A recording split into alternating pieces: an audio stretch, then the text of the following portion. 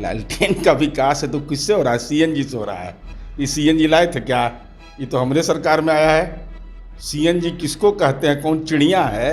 बिहार में आया था। अब तो सड़कें बन गई है, हर घर बिजली पहुंच गया, कहीं लालटेन दिखाई नहीं पड़ेगा। तो आप बिजली कटवा लीजिए और घर के लोगों से जरा सहमति लीजिए, कहिए भाई नीतीश जी का बिजली हम नहीं जलाएंगे। कि जहाँ चरवाहा विद्यालय चल रहा था वहाँ नवोदय विद्यालय, अब पॉलिटेक्निक कॉलेज चल रहा है, एएनएम इंस्टीट्यूट चल रहा है। वो बेटी कह रही है कि आएंगे, पत्नी कह रही है नहीं आएंगे। अब बेचारे उम्र हो गया ना, बीमार है ना, अब बीमारी के आधार पर तो जमानत लिया उन्होंने। अब उनके बारे में उनके व्यक्तित्व का इस्तेमाल करना, इसका मतलब आपके अंदर पुरुषार्थ नहीं है। माननीय शिवानंद तिवारी जी, माननीय रामचंद्र पूर्वे जी, जगता बाबू, सिद्दीकी साहब, सब के अनुभव वरीयता को दरकिनार करके ताजपोशी कर दिया, तो अपने पुरुषार्थ पर भरोसा नहीं है। नमस्कार, न्यूज फॉर नेशन देख रहे हैं, मैं हूं आपके साथ वंदना। अभी हमारे साथ हैं जदयू के मुख्य प्रवक्ता नीरज कुमार और इनसे मेरा सवाल है कि 2 सीटों पर उपचुनाव होने वाले हैं और नेता प्रतिपक्ष तेजस्वी यादव अपने सभी पूर्व सांसद, पूर्व विधायक को ये आदेश दे चुके हैं कि आप जाइए और पंचायत स्तर तक के, बूथ स्तर तक के जाकर के पता लगाइए और आगे का काम करिए। राष्ट्रीय जनता दल के प्रतिपक्ष के नेता माननीय तेजस्वी यादव का दलीय फरमान, जाओ और गांव में कैंप करें, दल के नेताओं विधायकों को निर्देश, स्वाभाविक है, जाना चाहिए और तुलना भी करना चाहिए कि 16 वर्ष पहले वह इलाका कौन सा था, वहाँ के गांव के हालात क्या थे। अब तो सड़कें बन गई है, हर घर बिजली पहुँच गया, कहीं लालटेन दिखाई नहीं पड़ेगा। लालटेन चुनाव चिन्ह का भी हाथ में लेकर प्रचार करना होगा, क्योंकि घर घर में तो बिजली पहुँच गई।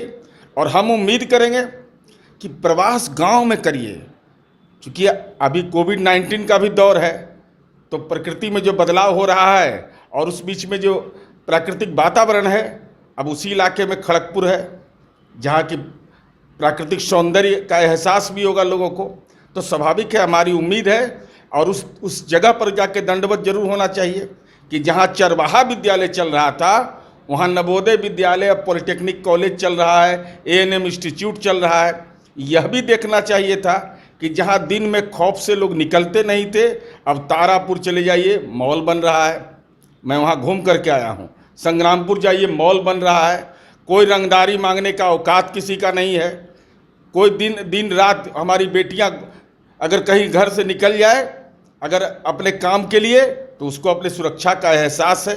और साथ ही साथ अभी तो पंचायती राज का चुनाव हो रहा है, कैसे महिलाओं का सशक्तिकरण हुआ है, कैसे समाज के जो दलित, अति पिछड़े और महिला जो समाज में हाशिए पर थे, कैसे आज घर से निकल करके समाज के अंदर में अपनी उम्मीदवारी का दावा पेश कर रहे हैं। इस सब का सुखद एहसास होगा।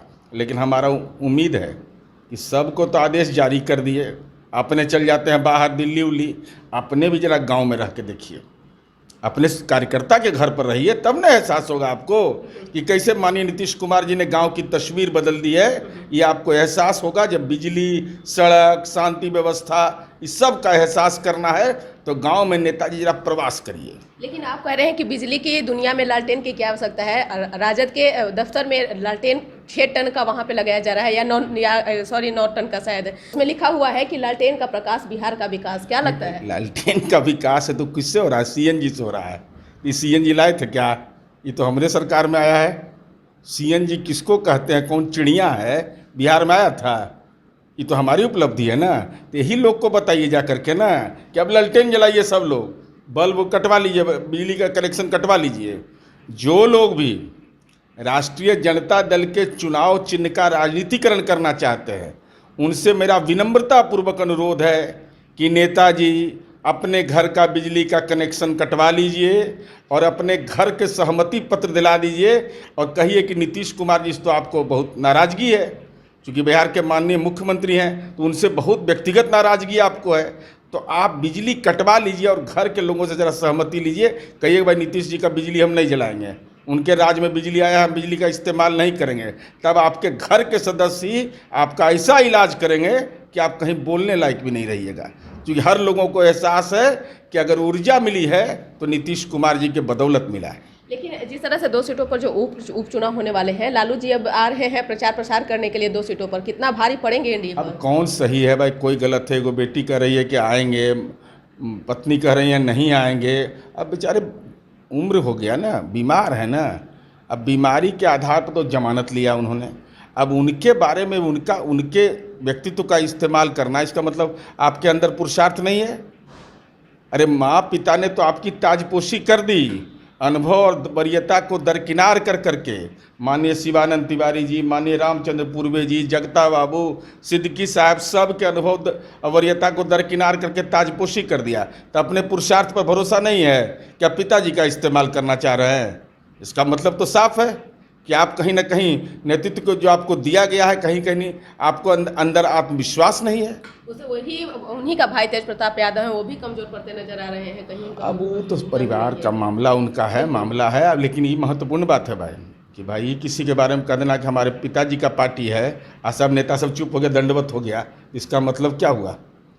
ये कह देना, इस पर चुप्पी हो जाना कि हमारे पिताजी की पार्टी है, तो समझ में आ गया नेता लोग को ना कि आपकी हैसियत इस पार्टी में ही है कि आपको ये संदेश दे दिया गया और जुबान कैद खाने में कैद हो गया। लेकिन चिराग पासवान कह रहे हैं कि हर हालत में दोनों सीटों हम जेडीयू को जीतने नहीं अरे देंगे। बिल्कुल यार, बेचारे वो तो नीचे से फर्स्ट कर रहे हैं ना।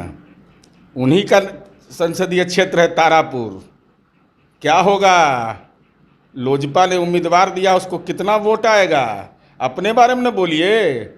आपका संसदीय क्षेत्र है, वहाँ की जनता ने आपको लोकसभा चुनाव में बढ़त दिया था, तो आपकी राजनीति में क्या हैसियत रहेगी?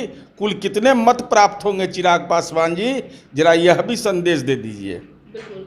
तो आप सुन रहे थे कि क्या कुछ कह रहे थे जदयू के एमएलसी, लेकिन देखना बड़ा दिलचस्प होगा। दो सीटों पर उपचुनाव होने वाले हैं, क्या कुछ परिणाम उसके सामने आते हैं। इसके बाद बस इतना ही। देखते रहिए न्यूज़ फोनेशन। नमस्कार।